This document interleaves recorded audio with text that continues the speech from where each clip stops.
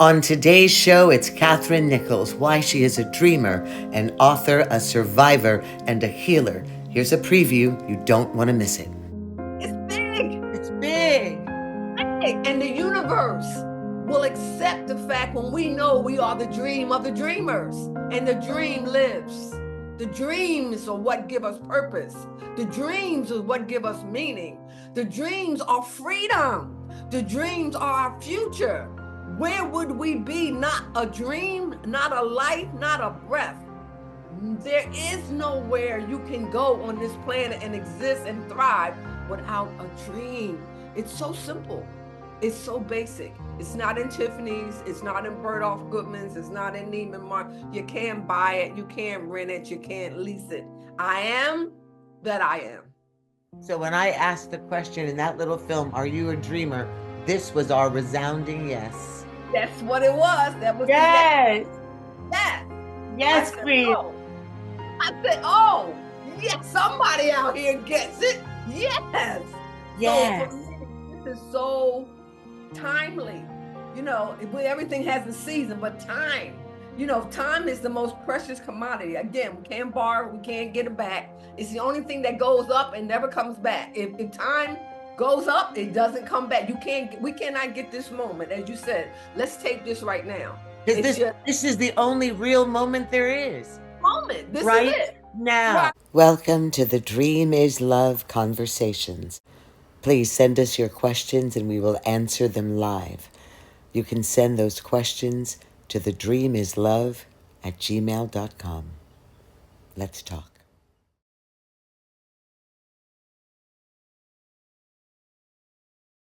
We as a body of humanity have found ourselves in a time of chaos, of struggle, of anxiety, fear, isolation, and depression. But this is a 3D consciousness. It is comprised of a lower density vibrational frequency because it operates in the third dimension, where we view things from a purely physical state and view ourselves as separate from others. We believe that we are in competition with others, and we operate from a concept of scarcity and victim consciousness. But we have moved out of that and into the fourth dimension, the 4D, where we begin to awaken to the understanding and the knowing that we are all connected, that there is more to life than what we can access physically, and that our thoughts and feelings impact our reality. We begin to understand that there is a greater purpose in life, and we search for something more meaningful than our materially based world.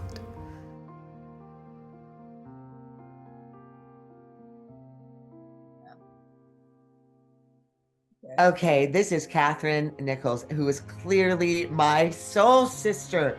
And you are actually jumping in the middle of a conversation. This was simply our meeting one another to make way for doing a show tomorrow. But this is so beautiful. We are just unveiling something that Spirit has aligned, which is our meeting. And she is sharing with me a story about the black pearls and about herself. And I just want her to go back, because this is touching me in such a deep way, and I don't even want to pretend to have to redo it because it's so authentic, and she is so beautiful. And anyway, this is my sister, clearly, Katherine. Yeah, she is my heart sister, my mind, body, feet, eyes, hand sister. She is the human, the entity that has embraced my soul. I have never met her personally, but I've known her my entire life. My spirit said, we are one. We are one.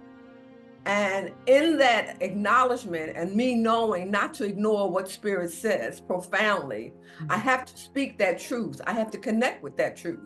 And that truth for me is Piper Dellums and all that she represents, all of the souls and hearts and words and thought and ancestral guidance that embellishes and embodies her being. If we don't connect to that, where would we be? How could we be? What is a dream? What does it taste like? What does it smell like? What's the texture of a dream? It's not quantifiable. Absolutely not. A dream is not a tangible thing you touch. It's what you feel. It's what you know. It's who you are. And oh my, the dreams are the pioneers of our imagination.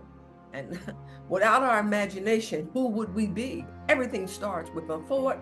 It's conceived with a thought and it immerses into a bubble as a cloud spreads in the sky as a dream. And the dream speaks and the dream lives. For if not, where would we be? There would be no Mickey Mouse. There would be no airplanes. Where would our hearts be without knowing that we are one? We, Piper, myself, we are the community that we serve, and we serve in humility. We serve in gratitude. We serve in generosity. We serve our pain. We acknowledge our pain, but at the same time, we have to release that pain and go through that in order to bring on the better part of ourselves. So from that perspective, I wrote the book, The Black Pearls, Strings of Life. How did that resonate? That resonated because when you think about pearls, do you know how pearls are strung? Do you know each pearl, the alchemy of pearls, do you know each pearl is strung individually and then graduated with a knot? So we're single entities, but we're all connected. Yes? Oh, we're And the all pearl is made with that abrasive back and forth of sand and earth element beneath the sea within the shell. right. And every pearl has its own identity, even though it may be one strand. No two pearls are alike, but unified in solidarity, unified when you clasp it around your neck. So when I wrote the book, The Black Pearl Strings of Life, I'm talking about the broken strings. I'm talking about the relationship strings. I'm talking about the wisdom is a woman string. I'm talking about health and well-being. The book is actually a compilation of 4 or 5 books in one. That's why I really couldn't put it in a category. It's so much in there that I was guided by spirit and wisdom to share. And my goal and my confidence was, I must complete this. It will take on its own journey. It said, feed my sheep. I have given you the gifts. Use them. You cannot be and you cannot go any further without using what I gave you. What is your hesitation? Because I too had not gone to school for writing, and I wasn't thinking I was qualified. But when you're doing what spirit leads and guides you to do, you don't need a PhD. Can I tell you how similar our story is just in that? The fact that you're saying that you were simply called, you were also called to remove yourself from what you call a hesitation. What is your hesitation? That pause, where our inner self is asking, am I good enough? Am I called to this? What am I going to say? Who's going to bear witness? But also the fact that you listened to spirit and allowed it to guide you. That's exactly what I did. But I was hearing from the spirit of ancestors, of indigenous ancestors all over the world. They came in every hue, every possible hue, and they were manifesting visually. And so I took those visions and I created a series around those visions. But what they were saying to me is, remember the medicine of my people. Remember the medicine of my people. And the medicine of our people clearly is coming from the sanctuary of spiritual and evolutionary and natural and organic seeding. But you're talking about from the thing that is the mother of us all, the ocean, the waters of our soul, of our body temples of the earth, whether they're the rains or the rivers or the ponds, the bodies of the waters of the blood. So you're listening and hearing from a sacred space, Absolutely. the black pearl at the bottom of the ocean. So I'm touched. Go on. Yeah. And for me, and I've had certain things from spirit, and I've seen bright white lights, and I have seen it more than once. And I sometimes seldom share it, but I can with you because we are one spirit. And what I'm saying is authentic truth, and it's real, and it's more than possible. And I constantly say, why me? Or why Piper? We're chosen. It's not an ego. It's not an arrogance. Many are called, but only a few are chosen. And it's not an easy road. And oh my God, oh my we God. bear so much. And people think, and they make judgments. And I've had to tell people, go ahead and judge me, because at the end of the day, I don't really care about your judgment or your thoughts or your perceptions, because I am not identified by your dictionary. Go ahead, go ahead. But in this life that you and I have lived and crossed paths many times, there's a bigger calling, there's a bigger mission, and we must be obedient. Okay, we have to. We don't even get to question it. We don't even, why is too big. The why is not even part of our vocabulary. We just have to be and do and see and share. And when we do that in the way Spirit guides us to do it, it's infinite and it's beyond our life. And that's the key. That's what Spirit does. That's the key. It's not about my journey or the finite moment of my breathing. It's about the oxygen the Spirit has generationally, universe. This is what Spirit is. It has no boundaries.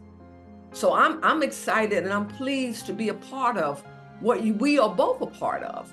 And so many congruencies, so much similarity, so much love, so much honor in what we're doing, to the extent that, like you said, you lost your father. So did I. You had cancer. So did I. There was so much turbulence in my life. Sometimes I stopped and said, why am I here? What is all this about? But through the pain, through the expansion, there's growth, there's knowledge. But it's not to be encapsulated in a box within our world. It's to be opened up to the universe, for there's always something that somebody needs to hear. It's always something that we can do to give back. It's not necessarily, I think money is the smallest denomination of giving back. Absolutely. It's the smallest. And if that's all you bring into the party, you're broke. That's not what it's about. That is not what it's about. So it's about as we're bearing witness in the world. I was having this conversation, this dear conversation, with another sister who we fell in love, across the world. We haven't embraced, like you and I haven't embraced yet in our physical bodies. We've been embracing in the spirit, I think, for quite a while.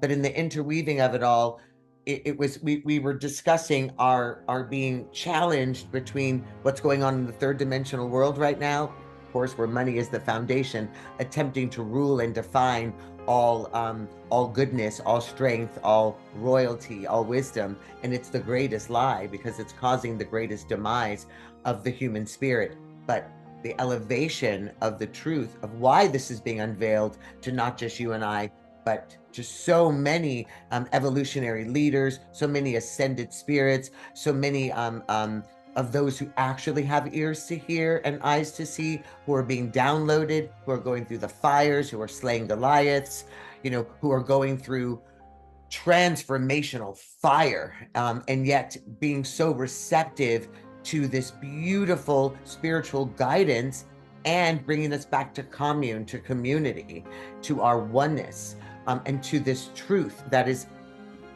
defined, like you said, there's no alpha and omega to the definition. So it's nothing to do with any of the structures in the world. Those things are all coming to naught.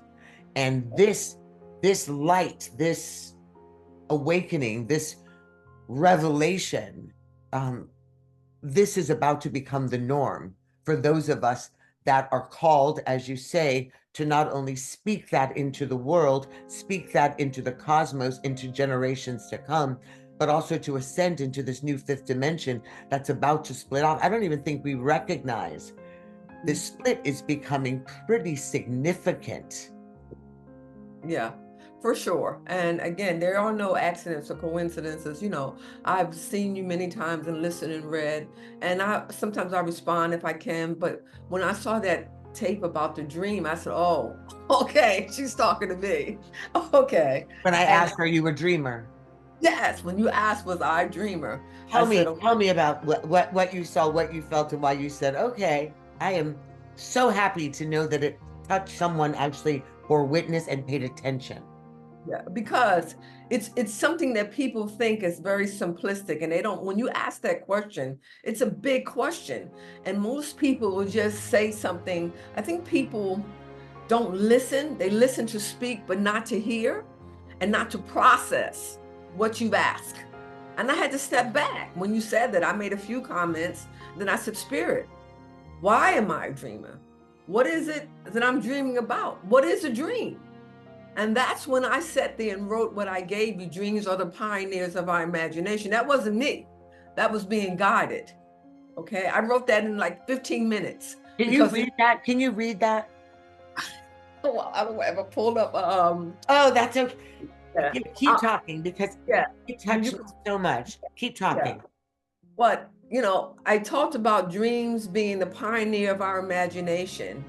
It's this voice, it's these words, it's the thoughts that come to fruition that you say, well, whose dream is this? Is it mine? Is it perception? Is it reality? What by chance does our dreams know? So these questions about dreams come up in your spirit, come up in my mind. But are we to validate the dreams? Do they have a meaning beyond what you're thinking? And in fact, they do. In fact, they have a huge meaning. And the moment you stop dreaming or believing in a dream, or even trying to even understand it, the moment you close that down, your life, your oxygen is also shut off. Absolutely. Because you're nothing without those dreams. Absolutely. Everything starts with that. And even doctors, scientists, people in the profession says, if you want your kids to be successful, don't send them to Harvard and start teaching them how to make money. Allow them to use their imagination. Absolutely. The creative force that is the singular, unique imprint of every spirit and soul on the planet. That's and exactly. If we would stop mimicking, if we would stop masking ourselves, if we would stop attaching to the untruths of who we think we are in the world, because we're so busy comparing ourselves with others. You cannot compare the unique imprint of beingness. And if we can pull ourselves away from that and allow our sacred voices to come through, then the dreams that are being dreamt by the unique individuals that were purposefully and divinely placed on the planet in this incarnation will be able to manifest, and every dream coming together really will be the dream of God. That's right. And that's what it's all about. We're just small little pearls, if you will, entities stringing through life. And the more we're able to share and give that back, the bigger the community, the bigger the connection. And we don't get the right to vote. I'm sorry. This is a command of the dream, to be a dreamer, to share the dream, to impart the dream, to ignite that energy without question. Just do it. I've given up why a long time ago. It's not about why. It's about why not. It's about I am that I am. That's right. What question can you ask? I am that I am. That's a summary. That is a composite in and of itself. Period. There's no comma. There's no pause. There's no back step. It's I am that I am. And a dream. And that's an infinite statement.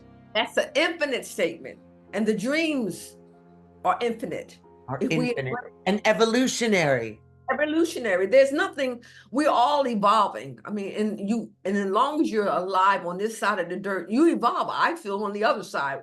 But while we're here, that evolution is a manifestation of what our ancestors had already learned and went through. And it's part of the dynamic of transitioning. It's part of the dynamic of saying, can I do better? Why am I here? And your purpose for being on this planet is about service. And also being able to relinquish. We hold on to the bones and the baggage and the sepulcher of our experiences. We allow ourselves to be defined by it. We put ourselves in categories. We live with shame, guilt, forgetting that these are each beautiful schoolhouse moments that are educating and bringing wisdom to the soul and spirit, also allowing us to enter into rooms and places where it's necessary for us to bring light into darkness, or to receive light in our darkness, that every seed has a purpose. So, you're right, this evolutionary process, how many of us stop somewhere on the rung of the ladder, put ourselves in a box and label, I did this, I had this experience, I'm in regret, I'm in guilt, I'm in shame, I have this past, I'm in victim mindset, I have this illness, I'm in this group, I am. So there I am stops, not in an evolutionary ascension. It stops, it becomes like an anchor to this earth in an incarnation where the soul is always ascending. There's an expansion of being where we're supposed to embrace with gratitude every single experience. I learned this being a drama therapist and working, there I would sit with other women who were survivors of different forms of domestic violence, women who were survivors of human trafficking, and others who were diagnosed with PTSD. And to rape survivors, I would have them sit in an empty chair, and I'm a rape survivor as well, to sit in an empty chair and to say thank you to our rapists, and then answer why you're thankful. One of the most difficult things to do, because we don't know how to rise above the experience and take with it the gift, the turning ashes into beauty gift that is given from divinity, from God, and from this beautiful ascended spirit. And we would find 9 times out of 10 that all of us would come to the same conclusion. And we were able to release it and continue to ascend. Like, thank you for assaulting me. Had I not gone through that trauma, I wouldn't have known how strong I am, how resilient I am. I wouldn't have known how to reach a hand down to other women and girls that were in need of climbing out of the muck and mire of trauma, abuse, and fear, and we find a gratitude which allows us to hold it so that it can be released, and it's no longer a part of us. Now we're back to that authenticity. We can spread our unique wings and wear our unique black pearls around our neck and keep adding to them as the journey continues. So, and those are the dreamers. That speaks to my next book called The Generosity of Loss. The Generosity of Loss. You know what? I'm in love with you. You are so amazing. Okay, so we weren't even, this isn't really our show, and yet this is an intro to what's coming tomorrow, because everything in my head is going, and tomorrow I want you to read Why You're a Dreamer, Hom, and if you wouldn't mind reading a passage from your book, the Black Pearl book, and then talking about the new book that you are about to create. How did that idea come forth? Well, the generosity of loss was somewhat what you said about talking to women who have been traumatized or raped or sex trafficking. What was the other side of it? What in the pain of it all? Was it something that you can get in that loss and that suffering? What was the generosity of it? And what did it give you back? Because you don't learn in your comfort zone. That's nothing. Everybody's happy when they got millions of dollars and everything's going well. You don't begin to find out who you are and how strong you are until you go through the generosity of loss. And what is loss? Loss is what happens, your experience, your pain. When you say, I can't take anymore, and somehow or another, you lie down and you feel like there's no reason to get back up.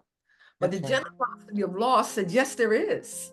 I know you have a said, get up, pick up your bone and walk. Pick up your bone, pick up your pain. Yes. And that in that loss, you gain more than you lost. Absolutely. It's a generosity. And when you awoke to that generosity, not as a sufferer, not as a victim, but victorious, that loss, that pain will serve you well. If you understand that it didn't necessarily, I used to tell people, don't give me your opinion. It didn't happen to you. And it didn't happen to them. So even though they may empathize, oh yeah, I'm so sorry, Katherine. Oh my God, you went through so much. How did you? I don't know how I did what. I just know that I did. That I got it. I'm going to use it. The adversity is growth. Absolutely. No one gets to the Super Bowl without a coach. No one gets to wisdom without fire. That's right. So in the book, it talks about wisdom is a woman, whether you're biblical or not. Women are the seeds of life. We carry the seeds of a man in the womb. Think of the word woman. I tell people, listen to it. Woo-man. There's a wooing. There's a generosity in the woo-man. If you understand the power of that, not manipulation, not ego, but just an understanding the wooing that comes in survival. So what do you think about the wooing of us as women of color, as Black women, of African women? Well, brown women, red women. It's huge because we exponentially getting more than most because the color can never be camouflaged. And unfortunately, which is a part of my wanting to see something else, I didn't want to be stigmatized or defined by my pigment. I'm so much more than that. And so when I started traveling, which was 20 years ago, I lived in Germany, I lived in Greece, I lived in Abu Dhabi, I've lived in Hamburg. Haven't done Africa because I know I want to do something in Africa really big. It's called the Chocolate Diamonds Workshop. Because there is such a thing as chocolate diamonds, and I want to give so much back to where I come from. I must. So I understand that the generosity, the pain, the wisdom that women carry, and Black women carry it exponentially. Because again, we can never change our last name. If you're Goldstein to gold, just gold. You can drop the last name. You can camouflage white in a lot of different dimensions. But being a Black woman, for me in America, was absolutely exhausting. But And what do you think is the wisdom seed from God, from the divine, of why we were able to say yes spiritually to that experience? Because yes is your blueprint. What does that mean? Yes is your blueprint. Your blueprint is this thing here that nobody else has. What's your yes?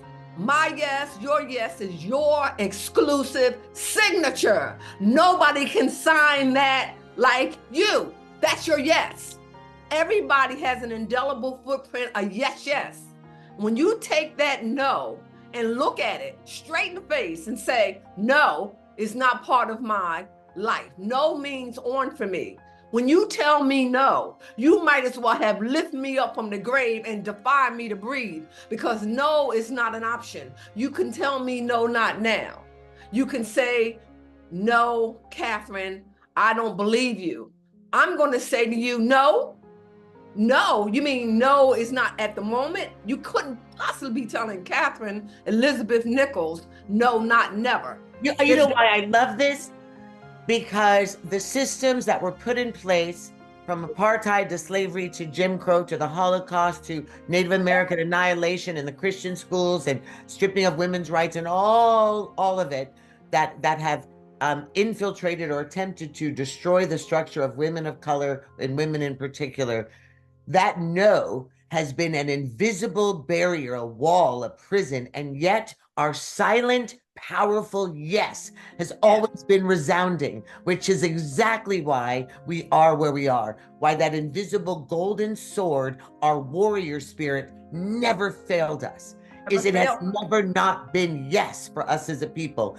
Even if the law said no, or the noose said no, or a system said no, or a policeman said no, or poverty said no, we always said yes. This is why the Spirit speaks to us so profoundly. What did Harriet Tubman tell the slaves? You either come with me, I'll shoot you where you stand. Okay? Come on. What is the yes? We have no choice. And we've been saying yes in spite of all kinds of insurmountable odds. Tulsa, Oklahoma, blacks. People talking about, well, why they don't have anything? Well, everything we had and we built, you took it. You burned it down. That's right. So when you talk about, when we start with the same seed our ancestors had, yet we blossom with nothing. I keep telling people, dirt doesn't change. The soil that we come from is so imbued with such richness, such vastness. But the sad part about it is so many of our people don't know. They don't understand that. You see? They don't understand what we're made of. We've let the system brainwash us, manipulate us into thinking somehow or another we're less than. We are so much more than, we don't even know how much more we are. Absolutely. We are, when people say, Katherine, you're going to go live here by yourself? I said, well, yeah, it's one to a box, and I'm not dead, and I don't understand putting me in a box, because the living room, the clouds are my living room. So how can you contain me in the universe? I'm not to be contained. But I take that challenge. I have that kind of courage, not because I was born super strong, because I've had my ass kicked. I've had my heart crushed. I've had all of those things. And if I was not a yes, a spiritually led person, I would have shut down a long time ago. What's the phoenix rising? What's the phoenix rising? There is no way to put a stop to I am that I am. Even when we think that we have been stopped. I mean, I have had many days and many roads and many moments where the pain and the trauma and the weight and the pressure and the emotional and physical, unresolved has been so profound that I felt like, where's the white flag? I'm ready to wave it. And yet there was I mean, look, we're giving up was always on the menu, where I was like, I can either get the quinoa and kale, I can get this, big giant salmon, or I'm going to take the giving up. And I have had too many moments where I'm like, I'm going to take giving up for 10 bob. And yet that little yes, because of friends, because of family, because of the spirit, because of dreams, even if it's just a little flicker in my dreams, that little flicker, I will rise the next day and there is a breath of hope that is infiltrated, that gets me, at least, if nothing else, out of the bed and down the stairs. Now I'm down the stairs looking for the flag. I'm like, I'm giving up down here too. And then something else. I could look outside, but God, and then a hummingbird or a hawk will fly by, and the dream of that freedom and just the beauty of this part of my family, the natural part of my molecular structure, my existence, the invisible quantum light that holds all things together, the light of the world, this oneness with all things. And then I see myself with spread wings and freedom. And I'm like, oh, that's a part of me too. And so is the fragrance of that rose. And so is that wind that just kicked my hair. And then I'm walking, and even if the tears are flowing. So you're right. It's the dream. It's our connectivity to all things. It's that you can't be put in a box, because there is no such thing as a box. We are all connected with quantum light, invisible light, kinetic energy. We are oneness, one family. And the different hues of our beingness will never separate us. That's the greatest lie that there is. And once we believe that lie, we fall. It's beyond belief. It's a knowing that you know. I mean, my doctor, Dr. Burnick at Lenox Hill Hospital, she said, Katherine, you don't understand. I said, what you don't understand is that you are not my source. She said, excuse me? I said, listen, I know you got your degrees and you're a very intelligent doctor, but I got to get you to understand something. I'm not the Christmas turkey, and no more cutting on Katherine. We're done. You didn't get the cancer out, and you're telling me we're going to do it again, and I'm telling you, no, we're not. Well, you have to do chemo, Katherine. I said, no, I don't. Katherine, come on. Katherine, what about radiation? I said, I'm going to say this one more time. You are not my source. And I know that I know. It's not my time. I know that I know, because I am that I am. Right. If it were my time, I'd know that as well. But there's work for me to do. And I know it's not a finished work. So no, I'm not letting you put that poison in my body. I refuse. I'm not taking radiation. I'm not doing any of that. I'm done. Okay, Katherine, now I know why we just met. I mean, I can't believe this is happening. So for the 2 masses that I have now, so my kidneys started going into infection and all of this pretty severely. I had 3 surgeries from December to February. And that was a blessing, because had it not been for the MRIs and CAT scans to figure out, to help me not go into renal failure, to find out what was going on there, they wouldn't have found the masses in my pelvic region, one attached to my spine and the other to my rectum colon. Right. So they were been flipping me around to all the different oncological surgeons and bada bing. And 2 weeks ago, the best of the best, at least in this area, in the Bay Area, said, well, this is a really serious procedure. Most probably we'll have to take a portion of your rectum. That leaves you with a coloscopy bag. And this attachment to your spine, we're going through a lot of nerves, and that could be significant nerve pain, nerve damage for the rest of your life. So that sounds like, Western medicine, pain meds, right? Opioids and, all of my dignity gone with this bag. Right. That's right. And everything in me was a resounding yes to God, yes to holistic healing, and a no to that. Because what I bore witness to, and I just said, no, I'm choosing quality of life. That's not a quality of life for me. And then I did a reach out. This is why I even started this. I was like, you know what? We are going to find our tribe, all of the healing modalities that we were supposed to be attending to, because we are a sacred people of the earth. They're trying to poison the waters and poison the sky and poison the soils, and relinquish all of indigenous medicines around the world. So we don't really have true access to the organic, to burying our bodies in soil, just burying our bodies in the minerals of the earth, which heals the temple, with water, just fasting with water, bringing our bodies back into wholeness, with peace and sound bath and breath work and meditation and drumming and prayer and the dance and laughter and all of these collective loving, and allowing all of the trauma, the pain, all of that to come up. And suddenly I went, that's what I'm going to do, because the fact that you found those are really just a really beautiful way for God to shine a flashlight and say, go to the root. What is it that you've held on to in your trauma, in your past, things that you pushed down and suppressed that you haven't yet pulled? That's the pain center. And yeah, it was a gift. It's a gift. Now I get to bear witness. I get to know you. I get to know all of these other healers and all of these wisdom teachers who are walking through fire 7 times hotter than most, or at least who are able to have the transparency to reveal it, to say to each other, this is what we're going through. And because that we're literally going through. So I love you. The Red Sea is parted already for us, sis. Yeah. We're going through, and no one, and people said, Katherine, you were crazy. I said, okay, then just call me crazy with a capital C. I said, they say a cat has 9 lives. Well, I'm just getting started. I'm 9 plus the one you never imagined in the dream. And that's their dream. In their dream, you're dream.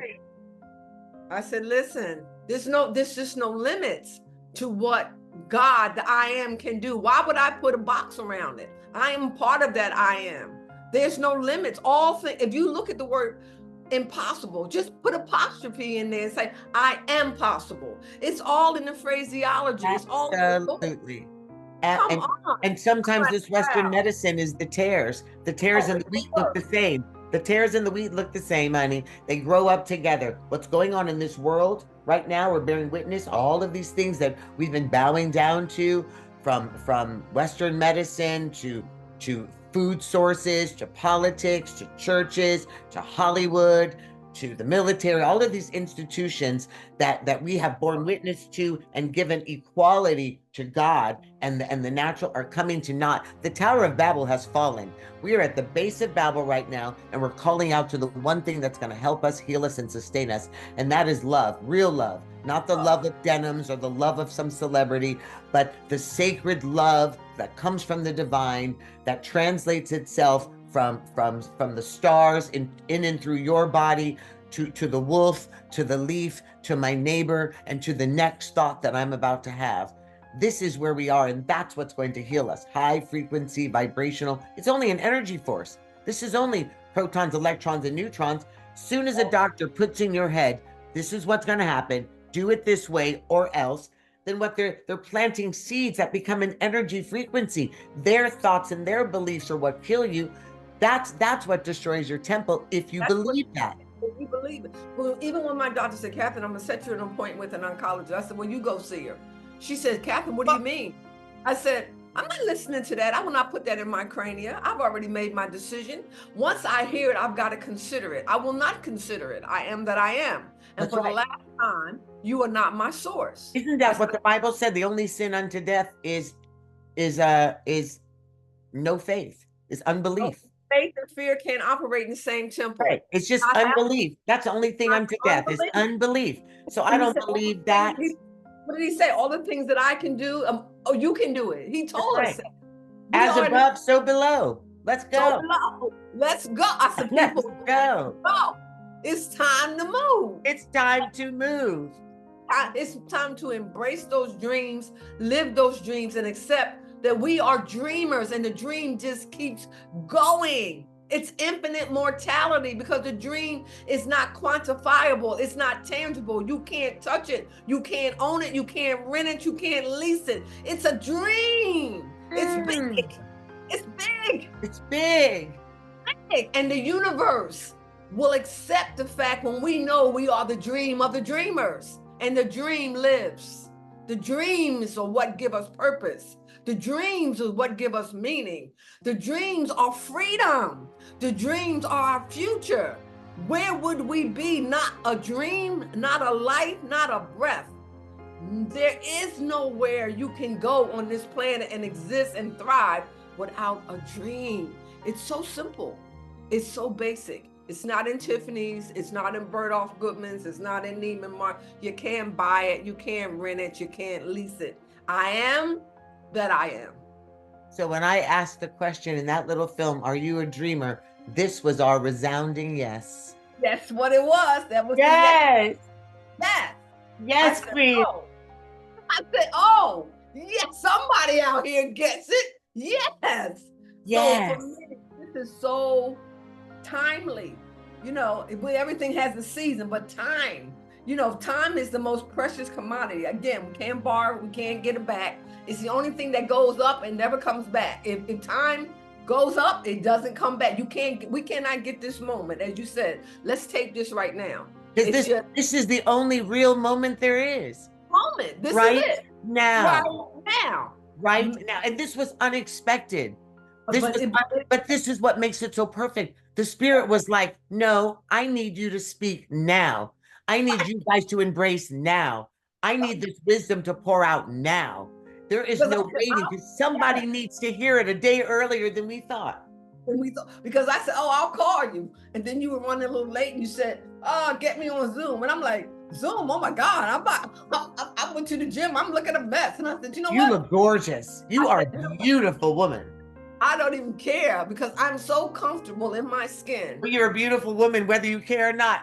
And you're a beautiful woman. I mean, you know what the beauty is? It's when you have a knowing. When you have a knowing and that light inside. Age has no spirit. That's why when you said anti-aging, I knew you were joking, but I'm like, oh no, honey, there's no number for the spirit. You can't qualify the spirit in any kind of calculation. That is so true. Not do it. I mean, I got my grandmother saying, okay, Katherine, I've got my grandmother, I got my great-grandmother, I've got my ancestors telling me, get up, get up. My mother was an oak tree.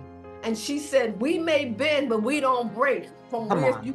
She said, get up. And I said, Mom, no, she said, nothing. If I told her I wasn't going to do something, she said, and I will talk with you later. And I said, Mom, I want to explain. She didn't want to hear it. She wouldn't even let you give voice to what you couldn't do. She only would listen when you told about what your plan was, what's your action. She was an oak tree. She's just speaking into you. He was speaking. Pouring seed. I said, Mom, I said, you know what?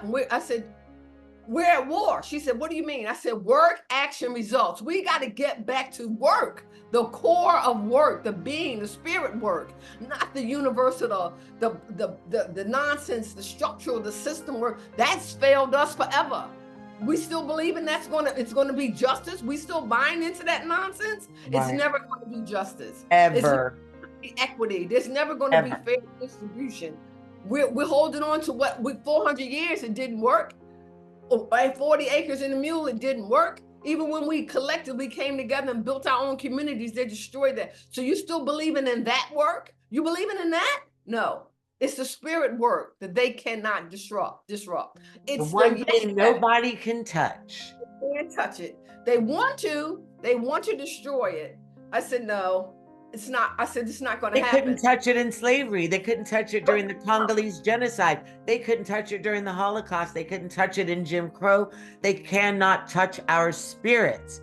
And this is the most frustrating thing for those darker entities to bear witness to, is you can tear down our bodies, you can take away our money, you can kill our children, you can take away our rights, you can take away our resources, the ability to control who we marry, to control what happens to our bodies. You can even put 14 million people in an incinerator, and you will never break the spirit of God within the body of humanity. You cannot break it. Right. And still we rise. That's why Maya said, and still we rise. And even the book I talk about, I try to give women, I figure if you and I stepped in 3 potholes in our life, or 5, and probably many more, maybe if they would embrace what we're trying to tell them, maybe they could skip 2 or 3, okay? Maybe they could jump over instead of falling in. And I write a chapter about never mind the pretty. I go, listen, young ladies, I know your butt sitting on Bunker Hill and your breasts is rising to the occasion, but that's not gonna last. Wait, it took me a minute to get. I said, never mind the You pretty. said your butt is sitting on Bunker Hill. What? And your Have breast you is ever rising. borne witness to a generation more focused on the exterior? Oh There my is no God. depth or substance. And No this is because substance. we're in this, it's part of this technological world where the only way to find resource to self-identity, self-love, acceptance, to be embraced is for people to bear witness for a second and choose a life. So your entire world has to be about making an impression from the outside, nothing to do with the inside. And then you wonder why there's so much teen suicide and addiction and school shootings and bias. And I mean, my God, it's actually Overwhelming. intolerable. And I'm blown away. I'm blown away as women. I'm blown away even. I'm just blown away. I'm blown away that our main and sole focus is the size of our butts, I just tell them, I said, and the length of our hair hair, weaves the fake lash. and I said, wigs and the girls, I said, ladies, wake up. snuffleupagus lashes Right. and And I had nothing wrong with somebody adding accessories. look, go for it. No, Go do for it. you That's when you're fine. stepping out, but let the internal be the beautiful thing that's Right. carrying the crown. Don't let the crown be your only identity. Yeah. Are you wearing the dress, or is the dress That's wearing you? wearing you. That's right. Real Look, clear. And I said, I mean, I'm no different than the next person. I'd love to throw on a cute dress and some cute shoes and get my, but if that defined the sacred, the root, the depth of my beingness, I wouldn't be here today. and that's I would have waved that white flag and jumped off the cliff. because I said, girls, never mind the pretty, honey. Gravity doesn't discriminate. And you can Botox, wig up. At some point, it's going to snatch your butt and it's coming down. And if it's that's coming down. coming down, if that's all you got, you're lost. I said, consider the facts. Your youth is the shortest part of your lifespan if you're lucky. Now, you can stay beautiful and die young. You can join Princess Diana. You can join Dorothy Dandridge. You can join these young Grace Kelly. They were beautiful and they're dead. But your youth is the shortest part of your lifespan. So you're banking on ages 15 to 30. You think that's going to send you to utopia? But It's think not. about how we have erased the beauty of wisdom. Wisdom is beautiful. The aging part of our wisdom is beautiful. I felt like, I mean, I left LA a few years ago, and that felt like that was my world, obviously. And I remember there were times I used to laugh, and I'm like, am I the only person in LA with gray hair? Now, I was like, now I know good and well that everybody I'm seeing around here is over the age of 38. Right. Yeah. And right. and I enjoyed my crown. I had beautiful, dark, beautiful chestnut hair. I mean, it was gorgeous in my youth, but I was not about to dedicate I was not going to be pouring stuff so I could have the white root. That was just not going to happen for me. And I thought, no one else wants to wear their crown. But I was in love with it because my father was a silver fox. Oh, I saw him. I know your dad was I knew who you were through your dad. And to me, that was the sexiest, most elegant, most distinguished. So I always looked for men. I have a thing for men with gray hair. Yeah. I mean, that, like, if someone were to say, or what do you look for? The muscles of this. And I'm like, I look for distinguished, really smart, deep wisdom in the eyes and silver hair. And I would notice even a lot of men in LA who were my age and between 40 and 70, and they were even dyeing their hair. And it took away all that beauty from them, the wisdom. There's no embrace to the aging process in the world anymore. And this is the greatest cloak we could wear. We survived. We grew. Oh my God. that the best outfit? I got another chapter in a book called The Dress Rehearsal, the right man, the right outfit. All of you are dressing up for the man that's never going to show up. You know why? Because you're not who you're supposed to be. You're not who you're dressing up for some part, some role that society or influence have said you have got to look like this. It's the And he is looking for that oftentimes. And if he's looking for that, he's not the one you're looking for. Right, exactly. And that's what Albert Einstein said. Well, he said the prettiest woman is the most boring because she's got no substance. She's got no substance. I mean, that's a quote from Albert Einstein, who's considered a genius. He is a genius. She said the prettiest woman in the room is the most boring. Because you don't have to develop a character or a personality or a spirit, because doors just open. Doors just open. And that's the sad part of women who leverage their beauty, their looks, their whiteness, whatever they have, white, black body. What happens when everything starts going south, when the boobs drop? And because beauty always fades in that way, but another beauty takes hold. I am more beautiful now than I've ever been in my life. And my heart is beautiful. Look, did I have moments where I want to go back and go, I sure wish I had that youthful body and that little cute little stomach and those little tight, no cellulite thighs. And, but the reality is I feel beautiful inside. I love who I've become. And also we have this thing called turn off the lights. Yeah, you know what? I'm not 24. We don't need to leave the lights on. but when you're with someone who's deserving of you, first you have to decide you're worthy. Once you get that in your head, and you decide you're worthy. Once you define self on your own terms, not any other external factors. Once you understand no one can decide your worth. That's number one.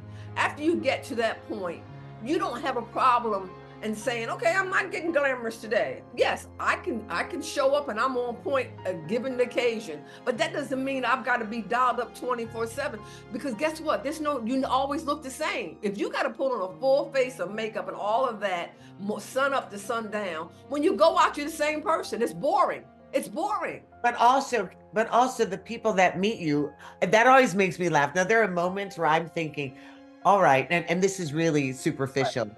But I'm thinking, so you met this beautiful man, you've gone on your 7 to 10 dates, you've had I don't know, the world does it a little differently then, but you had your first kiss, you had your first dance, and then comes that or man or woman, and then comes the beautiful moment where you're going to have. Now, what happens then? Are you going to be like, well, hold on, let me take off my wig, hold on, let me take off these lashes. Let me take off, I don't have any cheekbones. Let me take off this contour. Allow them, because, the thing that I kind of love about it is when you allow the man to fall in love with you in your natural kind of state, that when you do glam up, you're more like Cinderella. Oh, that's right. That's right. And then they go like, wow, Yeah. And I tell them, I know y'all waiting for the prince. I said, but they shot the horse and the prince isn't coming. Forget it.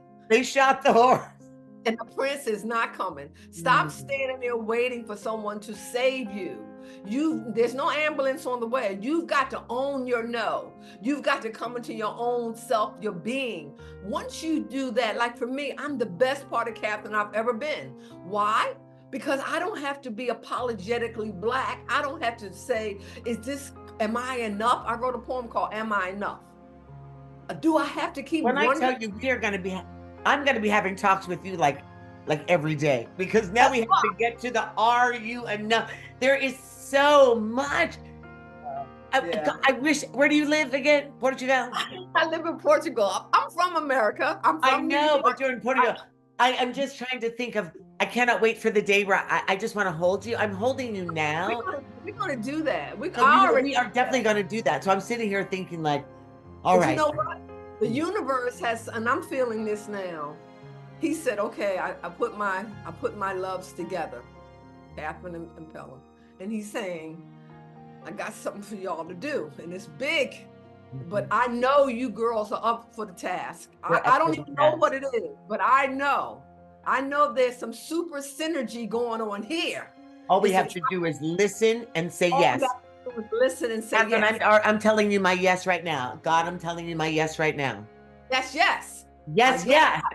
That's what I'm saying. I'm going to And see you tomorrow. Wait, I'm going to see you tomorrow because we did that just so our audience gets their 1 hour, and they're not going to get all of our goodies.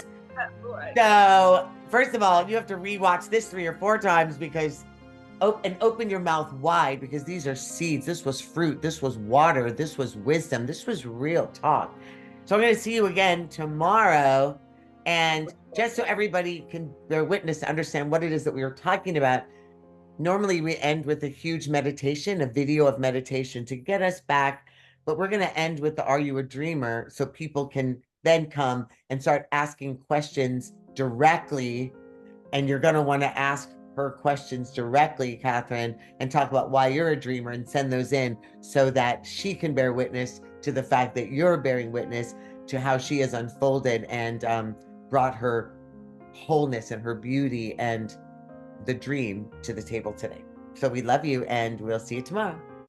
Love is a fire of transformation that constantly needs wood to keep the fire alive. The wood is the dream of higher consciousness, of oneness, of unity, and you are the dreamer. Throw yourself into the spiritual fire of divine love, the I and you and we, one love. That's the dream. Do you heed the call? The call of the divine feminine, the call of oneness, of unity, of love. What does it mean to be a dreamer? Who are the dreamers? You are. We are. I am. Dreamers believe that love is love, and that everything points to and is the divine. Dreamers believe that health and wellness, freedom and grace are your birthright. Dreamers know that thoughts and beliefs are the architects of your life. Dreamers are the hope of today and the hope of tomorrow. Dreamers hold the key to the promise of a better way, a better world, a better now, a better you, a better us.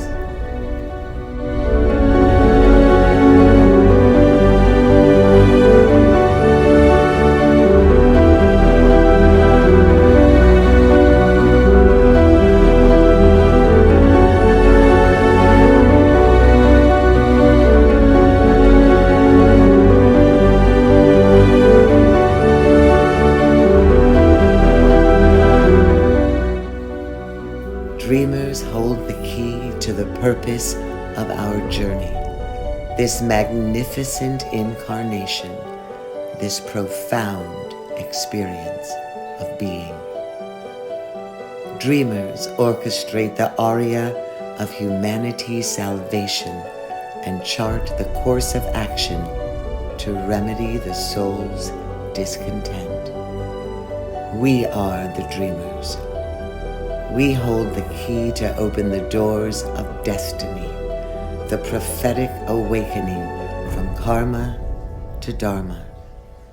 As the dreamers, we know that all of creation is one heart, one tear, one dance, one love, a collective oneness that interweaves our experiences and our wisdom for the purpose of healing and unifying the family of humanity and all of the earth's inhabitants back to the truth, back to authenticity, back to love, back to source.